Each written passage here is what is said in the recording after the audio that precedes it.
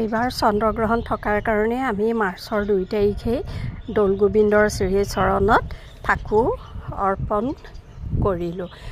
আৰু তাৰপিছত আমাক আজি নিমন্ত্ৰণ কৰিছিলে, যিহেতু আমাৰ ল'ৰাই APSC ক্লিয়াৰ কৰিছে, গতিকে শ্ৰীমন্ত শংকৰদেৱ কলাক্ষেত্ৰত SPM IAS একাডেমীয়ে তেওঁলোকৰ সম্বৰ্ধনা অনুষ্ঠান এটা পাতিছিলে আৰু তালৈ আমাক নিমন্ত্ৰণ কৰিছিলে। আমি সকলোবিলাক তালৈ গ'লোঁ। তাত যিহেতু SPM IAS একাডেমীয়ে আমাৰ সকলো পৰিয়ালৰ কাৰণে যোগাৰ ধৰিছিলে।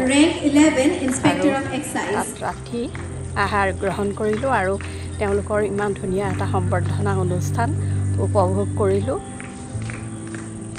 সঁচাকৈয়ে বৰ ভাল লাগিলে।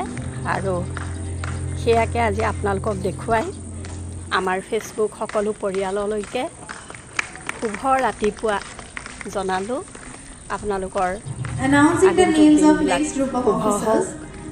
আবিৰৰ ৰঙেৰে ৰাঙলী হৈ পৰক, এয়াই মই আজি কামনা কৰিলোঁ। ধন্যবাদ মোৰ ফেচবুকৰ সকলো ফ্ৰেণ্ড।